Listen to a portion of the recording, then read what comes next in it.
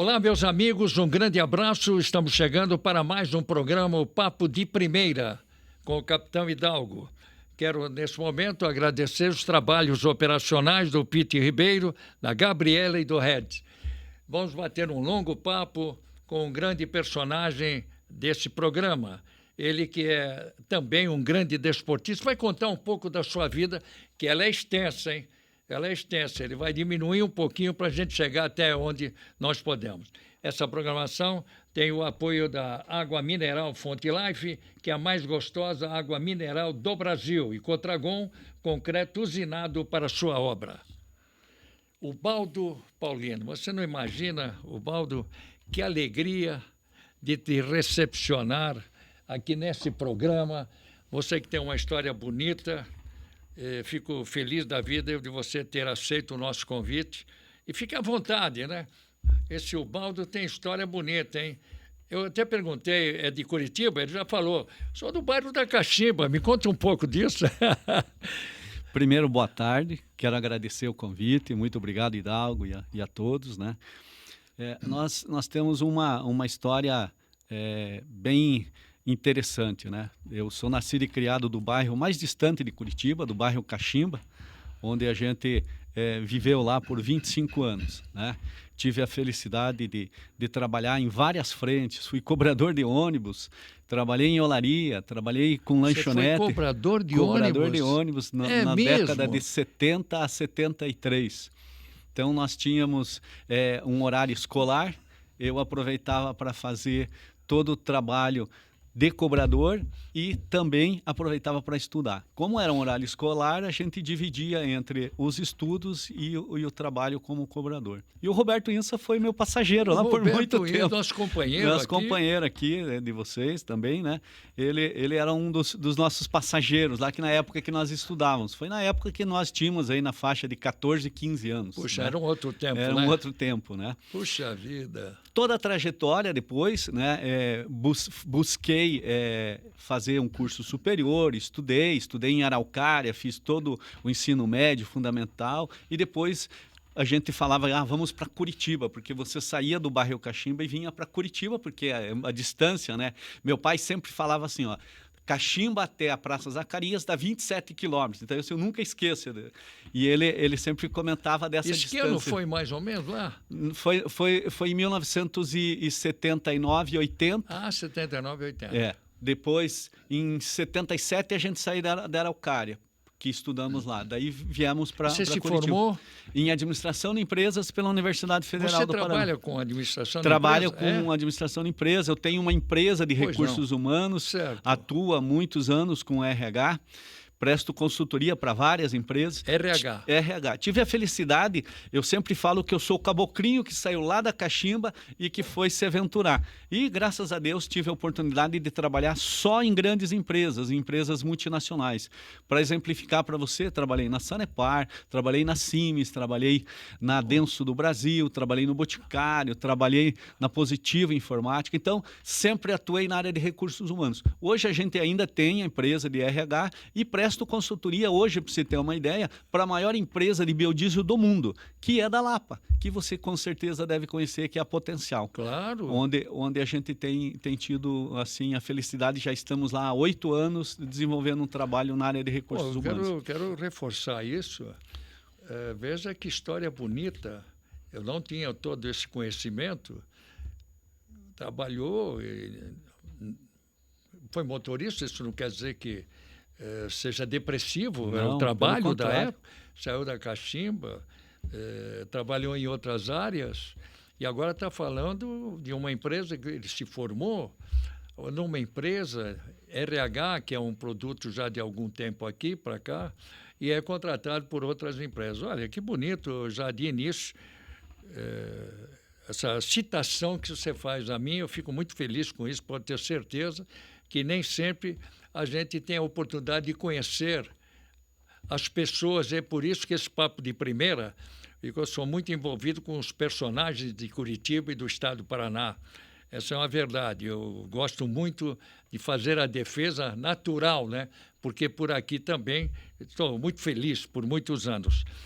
Mas, Ubaldo, essa transformação de RH foi te projetando, que é uma responsabilidade. É uma empresa que tem mais profissionais, é isso? Isso, nós somos em vários profissionais que atuam, né, dentro das empresas, onde a gente presta consultoria e assessoria dentro da reestruturação de cargos. Então, a nossa especialidade, ela vai desde treinar, capacitar as pessoas, a preparar toda uma estrutura de remuneração. Então, a gente vai para o mercado verificar como que as empresas estão pagando, qual que é o salário que essas empresas estão praticando versus o que cada cliente nos solicita.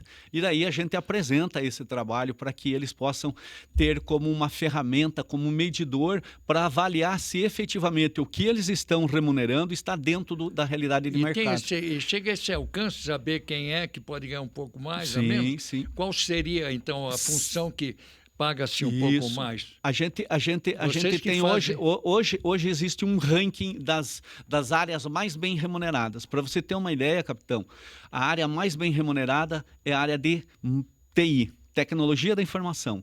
A área de informática hoje está no topo das empresas e das áreas, é o progresso. Depois vem a área de importação e exportação, recursos humanos em terceiro, financeiro, compras, enfim, existe um ranking de empresas. Mas trabalhei de moleque em grande empresa e tal, mas não se falava em recursos humanos, né? Sabia-se que tinha férias, né? E pouca coisa a mais. Hoje é uma situação que se valoriza o profissional, né? Hoje o que nós... Eu sou professor também. Você veja todo o histórico que a gente construiu. Eu já cheguei a dar aula em 9 universidades para cursos de pós-graduação. Tive a felicidade de recursos humanos. E eu tive a felicidade, capitão, de entregar o diploma para essa filha que mora na Inglaterra, né, que hoje mora na Inglaterra, quando ela se formou em Relações Internacionais na Unicuritiba, que é uma universidade que tem mais de 50, ela 60... estudou nessa... Ela estudou... Que bacana. Ela foi aluna na faculdade. E ela está lá, numa das cidades lá da Inglaterra. Ela hoje está... perto de Londres, né? Perto de Londres. 30 minutos de Londres. Há muito tempo lá, ela? Ela está há 8 anos já. Que coisa, parabéns, transmita o nosso abraço. A área de recursos humanos, eu sempre digo assim, é a área que ela cuida daquilo que é o maior capital, o maior valor das organizações, que é o ser humano. Então, a área de recursos humanos ela é muito valorizada. Você acha que com a chegada do recurso humano foi dado mais... não privilégio, mas mais valorizou mais o profissional. Porque ele sabe o direito que ele tem quando já entra na empresa. Isso mesmo. Antigamente não tinha nada disso. Você citou que você só lembrava lá de quando tinha férias, que recebia teu salário, ou se você era demitido ou admitido. Aquela área era a área de que eles chamam, em algumas empresas ainda, eles chamam de departamento pessoal. E não, hoje nós temos uma estrutura de recursos humanos, onde a gente tem dentro do RH, e o RH a gente sempre diz que é o guarda-chuva, e as hastes do guarda-chuva são os processos, que é o processo de administração de pessoal, que é o processo de remuneração, é o processo de recrutamento e seleção, treinamento e desenvolvimento. Então, o recursos humanos veio para dar toda essa valorização e para facilitar. Hoje, a área de recursos humanos nas organizações é uma das áreas mais estratégicas, que é aquilo que eu falei anteriormente, cuida do maior bem que as organizações têm, que o maior patrimônio são as pessoas. Uma grande empresa, no caso, não precisa ser uma grande empresa, não, hoje... ela tem que ter o lado estrutural, ela tem que ter um grande contador, né? Isso. Né? Tem que ter essa parte, né, administrativa, tem que ter um advogado da empresa e tem que ter esse recursos humanos. Passou a ser muito importante. É o departamento. Porque quando você vai contratar alguém, o recurso humano é que já prepara tudo e fala... põe na cara do gol. Aqui o profissional que você precisa, com todo o perfil que você definiu anteriormente para nós, e é o profissional que vai estar atuando e resolvendo e ajudando você na resolução dos problemas. E onde é essa sua empresa? Aqui em Curitiba mesmo, no centro, né? Na 24 de maio. Na 24 de maio. Quantos funcionários tem? A gente trabalha com 20 pessoas distribuídas dentro das organizações. Das próprias organizações tem alguém representando a empresa. Isso mesmo. Porque nós trabalhamos com consultoria, então nós não precisamos de um espaço grande, nós trabalhamos dentro das empresas. Quando tem uma dúvida, já tem o profissional, lá. Esse contrato você faz diretamente com a empresa? Com a empresa, diretamente. E esses profissionais são contratados por você? Por nós. Desde quando isso? A gente está nessa atuada, nós estamos há 16 anos agora. Agora, em 2026, nós vamos para 16 anos. Então, é um período em que a gente trabalhou muitos anos com RH, com vínculo empregatício, como CLT. Eu já estou no mercado, na área de recursos humanos, há 43 anos. Puxa vida, então, já tem 43 anos. Tem um lastro aí significativo. E uma coisa muito interessante, muito legal, e que nos deu esse lastro, foi a criação, lá em 1986, há 40 anos atrás, de um grupo de profissionais que cuidam especificamente da área de remuneração. Mas quando você entrou na escola, não era essa a tua ideia? Você queria se formar ou já tinha isso em mente? No ginásio em Araucária, ao último ano, a professora pediu para a gente fazer uma redação. O que você quer ao perfeito. Sair daqui? Acho que foi uma boa pergunta. Administração de empresas, eu escrevi lá. Sua pergunta foi extremamente pertinente. Eu escrevi, eu quero fazer administração. E uma coisa que eu gosto muito de ressaltar quando eu sou questionado nesse sentido, nós vínhamos da Cachimba em 13 numa Kombi para estudar, lá no centro, para fazer o cursinho e daí fazer federal. Eu fui o único dos 13 que passou na federal. Que coisa linda. E sabe como que eu consegui estudar? Porque meus pais não tinham condições. Eu era o aluno que fazia chamada, limpava o quadro, apagava o quadro e fazia chamada para os professores. E aí eles pagavam 50% da minha mensalidade. As pessoas falam, porque tenho dificuldade, porque não consigo. Você só não consegue as coisas se você não trabalhar, se você não fizer e não se dedicar. Hein? Olha, eu falo isso com muito orgulho. É um exemplo, porque você mostra que sempre foi determinado, né? Educado para alguma coisa e recebi tudo isso dos meus pais. Disso, e foi embora e hoje resolve muitos problemas de empresas, porque tem cidadão que monta uma empresa tal, mas não sabe o recurso que ele tem que ter de defesa também, né? Sim. Não é verdade? Porque não é só o RH, ele tem que ter um departamento jurídico que dê toda a sustentação e que possibilite ele para questionamentos futuros que possam Baldo, e a família? Eu tenho uma família maravilhosa. Eu tenho uma história triste, porque eu perdi meus pais no mesmo dia aqui na Cachimba com o Covid. No dia 28 de maio, os dois faleceram, com a diferença de uma hora. E qual é a idade deles? O pai estava com 90 e a minha mãe com 78 anos. O pai estava com uma idade já significativa. Não diga, que dor terrível. Foi uma coisa que, assim, mas quis Deus que levá-los no mesmo dia, porque eles viveram 60 anos juntos. Não entendo. E quantos irmãos são? Nós somos em 3 irmãos. Eu tenho mais um irmão que mora lá na Cachimba, que trabalha. Não quer sair de lá, Não quer sair de lá. A minha irmã também mora lá, né? Tenho sobrinhos, tenho 2 filhas. Eu tenho a Carolina, que mora fora do Brasil, a Camila. A não ser tua filha, que está agora na Inglaterra, nenhum da família está trabalhando contigo agora? Não. Eles seguiram outros caminhos. A sua esposa? Ela é aposentada da Prefeitura de Curitiba, trabalhou 28 anos com RH. A Fernanda também? Também. Não, isso também. Aí não é tão fácil assim, né? Não, mas a gente aproveitava e trocava muita figurinha, se ajudava muito na época em que ela estava à frente. E ela era de lá também? Ela é de Umuarama. Nós se conhecemos na sala de aula na Federal. Ela veio para trabalhar, estudar aqui, e a gente se conheceu na sala de aula. E você se formou que ano mesmo na Federal? Em 85 a gente se formou. Casamos em 86. Muito bacana, que história bonita. Estou falando com o Baldo Paulinho. Ele já vai contar essa área esportiva aí, que é outra porrada aí. Ele também, com o que ele pega, leva para frente, né? Mas teria algo mais para dizer em relação... você falou que trabalhou na prefeitura. A esposa, né? A esposa trabalhou na prefeitura. Esse aspecto político te tocou nisso aí ou não? Porque você é uma pessoa preparada. Acho que eu aprendi. Vou entrar nessa. Poxa, eu morei no Cachimbo, será que fizeram tudo de bom para Cachimbo? Hoje parece que deram uma mexida grande lá, né? E eu tenho que falar. Se a cachimba é o que é, ela deve muito à minha falecida mãe. 20 anos como presidente da Associação do Bairro Cachimba, essa mulher conseguiu, com as maneiras do italiano receber as pessoas, com café, com uma bolachinha, Imagina. com uma torta, sabe? Receber os prefeitos, receber os secretários da prefeitura. Então, ela que era política da família. Ela que era política, mas ela nunca quis assumir nenhum cargo. Certo. Porque ela falava assim, se eu entrar para qualquer partido, eu perco toda essa facilidade, que eu vou na prefeitura, eu sou recebido sempre por primeiro, sempre me tratam bem, sempre me recebem bem.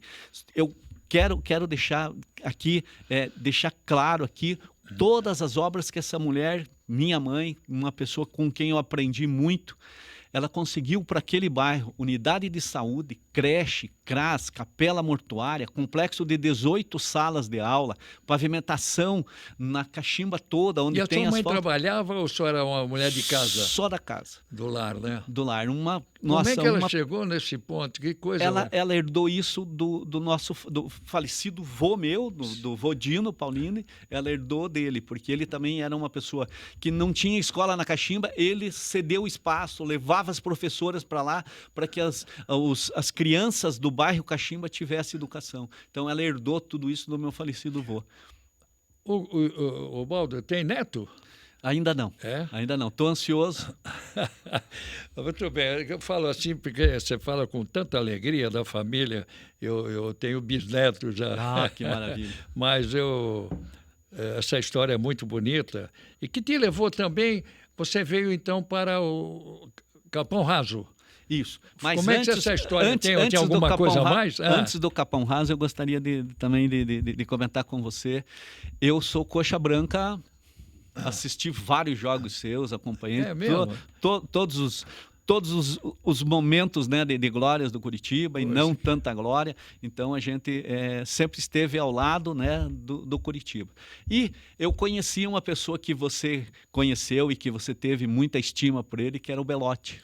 O Belotinho me levou para o Conselho do Curitiba. Ele era o dono do Conselho na época em 2006, ele me levou para o Curitiba e desde lá eu sou conselheiro do Curitiba. Tive a oportunidade de ser diretor estatutário do Curitiba por 3 anos na gestão do Samir. Ajudei o Paulo Baggio a cuidar da parte de RH, cuidar da parte administrativa. Depois, no final, como o Curitiba estava com pouco recurso financeiro, a gente acabou fazendo todo o trabalho da organização do evento. Não, daí não fomos nós que entregamos para a SAF.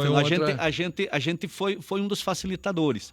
E daí entrou o falecido, né, o nosso querido e saudoso Renatinho Folador. Ele que daí transformou o Curitiba nessa SAF e fez o que fez. Um bom trabalho. Faria, com certeza. Estava fazendo. Ele estava muito convicto. Ele, na época da eleição, ligou para mim, até pediu um apoio. Ele já demonstrava condições de tocar, porque o Paulinho... Ele atendia governos, ele ia a Brasília para falar sobre ações, sobre não sei o quê, sobre empresa. Ele trabalhou na Itaipu, foi um garoto bem preparado. Currículo... E também perdemos aí, e parece que descontrolou um pouco, em que pese pessoas decentes que pegaram o clube, mas com a dificuldade enorme, processo maluco que é esse futebol que só fala em dinheiro. Não esquece da qualidade e do sentimento, né? Esse sentimento que eu quero traduzir agora para a suburbana, para o desportista. Você falou que é coxa, teve muito tempo lá, mas alguma coisa te trouxe assim, poxa, que nem tua mãe, eu vou fazer alguma coisa para esse bairro. E você, quando veio para cá, você já teve essa ideia ou veio já determinado, ou aqui que você criou essa ideia de colaborar hoje você é o presidente da União Capão Raso. Me conta um pouco disso. O que aconteceu, capitão? Quando a gente se aproximou do Capão Raso, a gente se aproximou como atleta de 50, dos cinquentinha. A gente chama de cinquentinha, sessentinha. E nós fomos para o Capão Raso numa época em que o Capão Raso estava muito embaixo. A estrutura... Só se falava Iguaçu. Iguaçu, se falava em Trieste, o Pilarzinho, Novo Mundo, enfim, Vila Fani. E ele... De todas as formas, assim, infelizmente, e aqui a gente não culpa ninguém, porque nós não estamos aqui para culpar alguém, claro. São contingências do momento, do que as coisas foram acontecendo. A estrutura que o Capão Raso nos oferecia era muito precária. Eu, junto com o meu compadre, né, o compadre Ambrósio, e ele morou ali na Sebastião Malucelli por anos ali, ele adora as coisas do Capão Raso, ele falou, vamos dar um jeito no Capão Raso?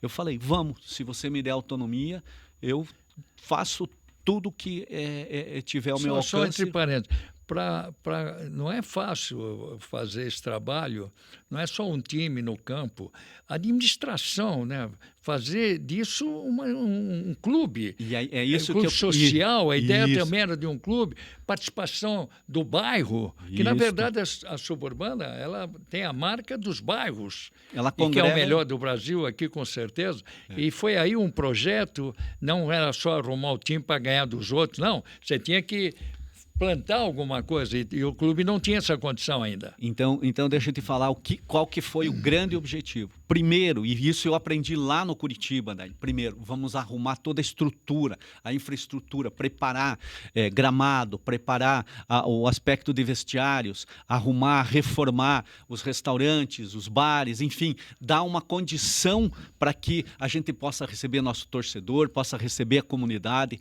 criar um programa social. Hoje nós temos um programa, né, um programa social chamado Além das Quatro Linhas, porque não é só futebol, então a gente tem... É bom espaço enorme, vocês estão... enorme. É uma quadra inteira. Era um terreno, o que era esse terreno? Há muitos anos atrás certo. Era um terreno vago, um terreno livre, e aos poucos foram se construindo o próprio campo e as construções de alvenaria. E o terreno era da prefeitura? O terreno é da prefeitura, é um comodato da prefeitura que nós cuidamos, que nós zelamos, que a gente procura cada vez mais dar condições para que a prefeitura sempre renove esse comodato. Eu estou querendo aprender contigo.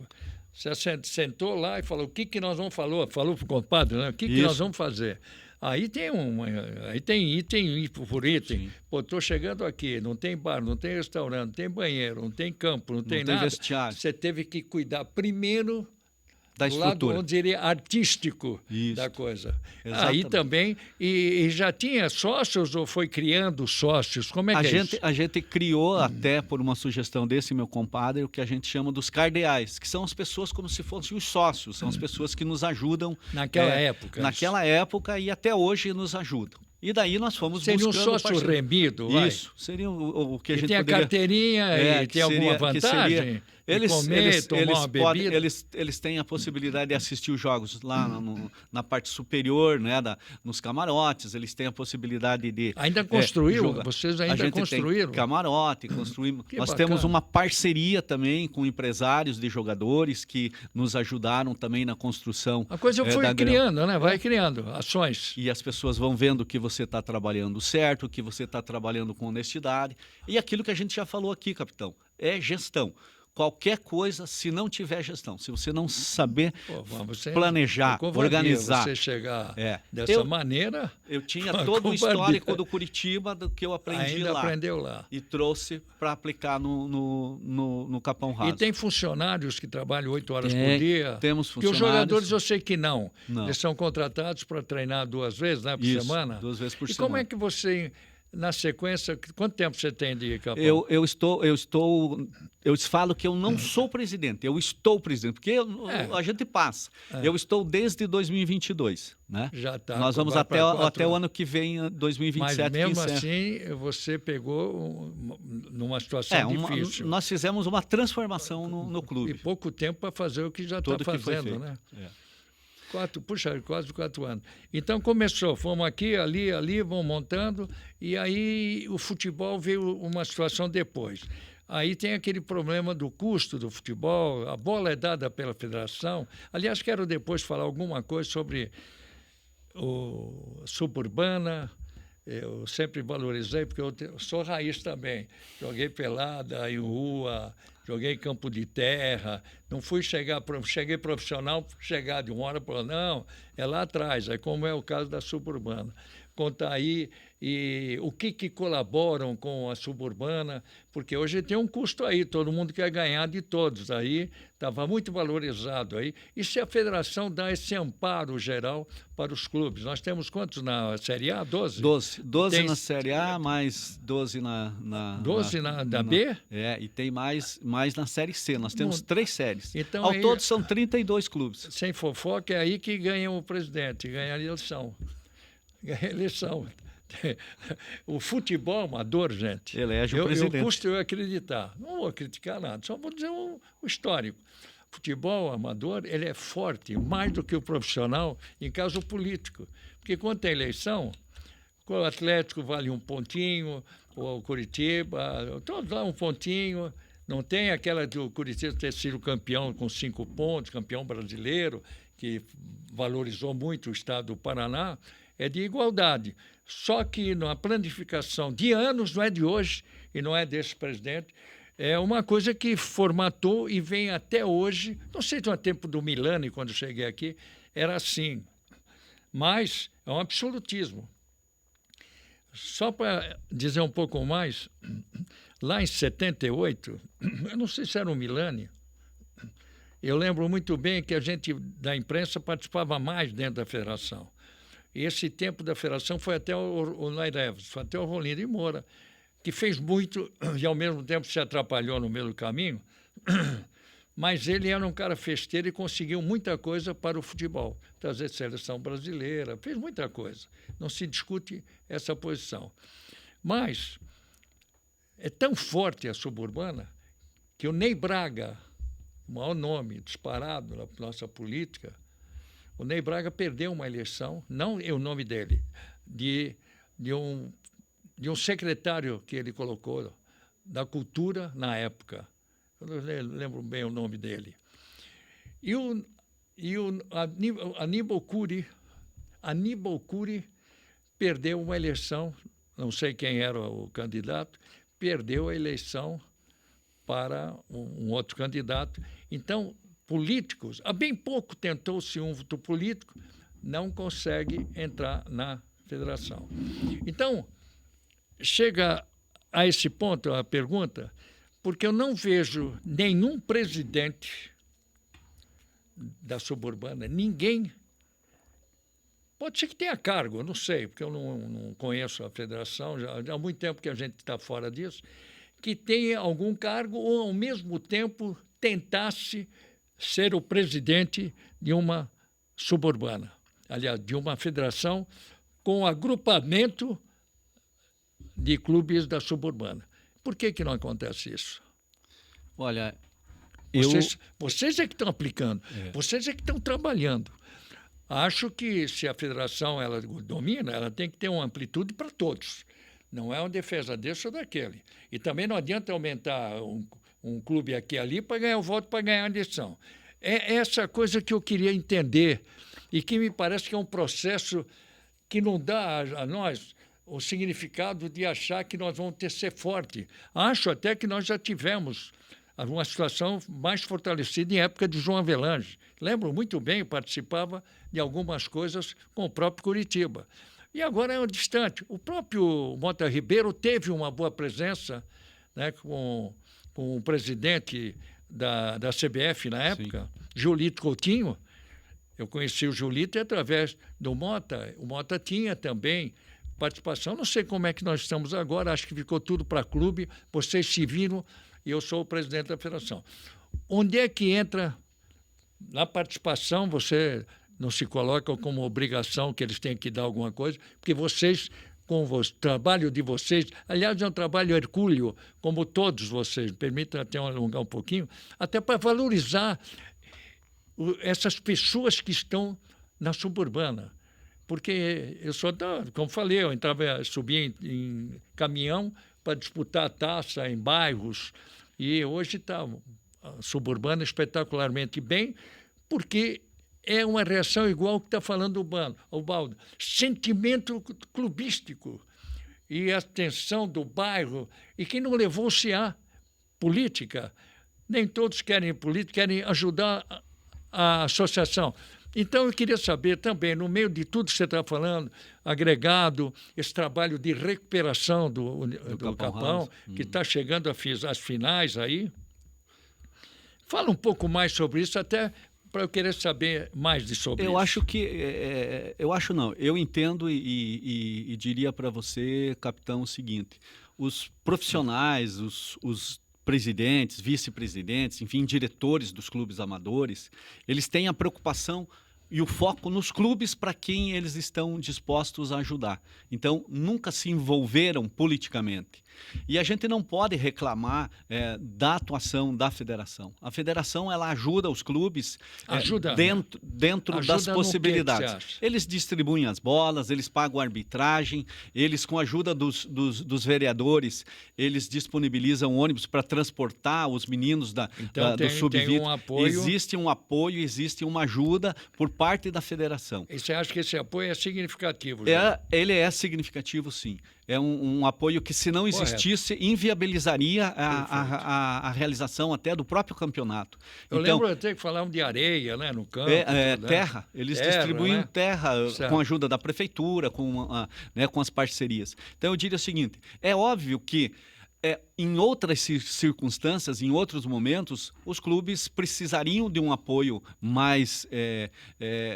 um apoio, assim, diria, maior do que aquilo que já existe. Já tem premiação ao campeão? Existe. Hoje existe uma premiação X para o campeão, uma premiação um pouco menor para o vice-campeão, seja da Série A, da Série B, da Série C, enfim.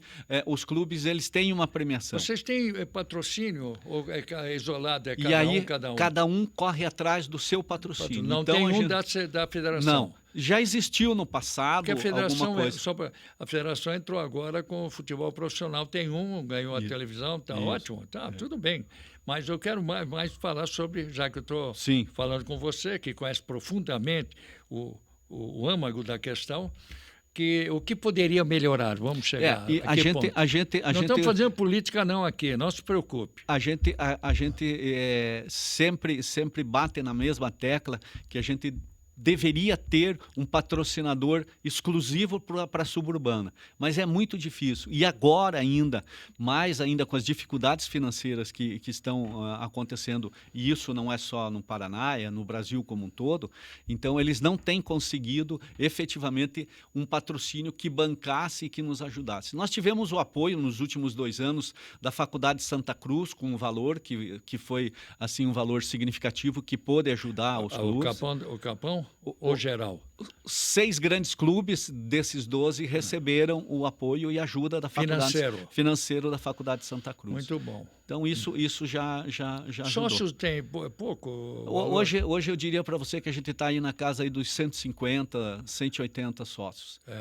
Porque são pessoas, são os abnegados. E os bares pertencem ao clube ou ele é arrendado? Então, para você entender de onde que vem o recurso para pagar os valores dos jogadores. Vem da locação do campo, vem dos 2 bares e vem das placas e do apoio e da ajuda de amigos do nosso relacionamento, o relacionamento desse meu compadre, do Ambrósio Felizardo, e de outros diretores que ajudam. E a gente faz rifas, fazemos aquelas campanhas para angariar recursos e poder tá a cada ano montando um time competitivo. Para você ter uma ideia, eu gostaria de deixar aqui, ó. No ano de 2022, nós somos 5º colocado. No ano de 23, 4º. No ano de 24, 3º. E ano passado nós fomos para a final. Então nós estamos numa crescente.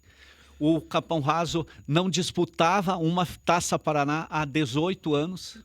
Nós disputamos a Taça Paraná. Isso é sinal de crescimento. Nós não disputávamos a final. Gestão, né? Com gestão. Mas o que houve na final?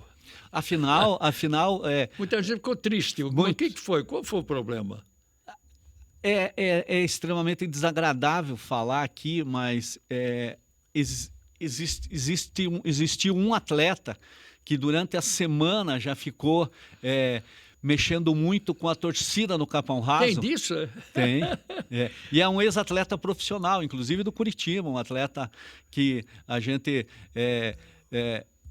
recebeu como recebe todos esse os era outros. do Capão? Esse era do Trieste. Do Trieste. E daí a torcida do Capão Raso hoje, 99% são os torcedores do Atlético, da Fanáticos do Atlético. E ele incitou, ele fez várias menções. Misturou alhos com bugalhos. Exatamente. Graças a Deus ele já foi embora, já foi jogar uma terceira divisão num outro estado aí. Porque o panorama é uma responsabilidade. Né? E hospitalidade também, né? Afinal, o futebol é bacana, ganha e tal, mas tem que ter nível, né? Mas que legal, que legal. Eu teria mais alguma coisa para falar sobre. Então, federação é isso, nem lá nem cá. Isso. Mas você entende que poderia dividir a própria federação com alguém da federação, cuidando com a parte, com tudo que tem já? Olha, resolva, vem aqui, o que precisar, bandeirinha, tá? Tem que trazer um caminhão, tem não sei o quê. Ele tem todas as condições e tem o lado profissional. Nós precisamos ter também essa questão. Eu acho que nos outros lugares aí não tem, não tem essa questão, porque o suburbano aqui é melhor do Brasil. Não sei em outros estados o que teriam aí de jogos de amadores. Não sei se há essa condição, mas poderia ser feito algo mais, eu acho, no profissional. Como a situação ficou profissional, ficou mais fácil a federação. Bom, o Curitiba agora tem uma SAF, que eu vou ajudar em quê? A federação pensa. Sim. Mas tem coisas que podem ser levadas. E eu vou fazer até aqui um pedido que vai acontecer. Se a federação não pode encarar aí um pedido que virá para o Torneio do Povo, o título do Torneio do Povo do Curitiba, que é merecido. Foi o primeiro título nacional do sul do Brasil, um grande campeonato que foi. Deixaram passar e ele é oficializado. Seria uma grande coisa para o atual presidente, pelo menos se mexer. Eu vou na CBF, eu estou aqui com o papel oficializado, eu quero que o Curitiba seja respeitado pelo título. Eu quase parei a carreira, fui expulso, então tinha valor o tal do campeonato. Sim. Né? Mas é outra coisa que vai ser resolvido. Resolve-se dessa maneira, conversando, tudo, mas com mais participação. Mais administrativamente pode estar correndo, ninguém quer saber contabilidade, mas notícias da federação, eu sou do tempo que eu colocava um repórter dentro da federação para saber as notícias, e saíam todas as notícias. Hoje a federação não tem uma manifestação. Isso sou eu, não estou falando do Baldo, não. O Baldo faz o trabalho, está elogiando, inclusive, a federação, dentro dos moldes que é e tem que ser para todos, mas eu estou falando que falta a questão até da distância, porque eu sempre fiquei preparado para mandarem lá um release para divulgar. A gente está aqui, divulga, tem outro lugar, tem rádio, eu tenho rádio web, falo para 4.000 emissoras do Brasil com rede, eu tenho o prazer de veicular.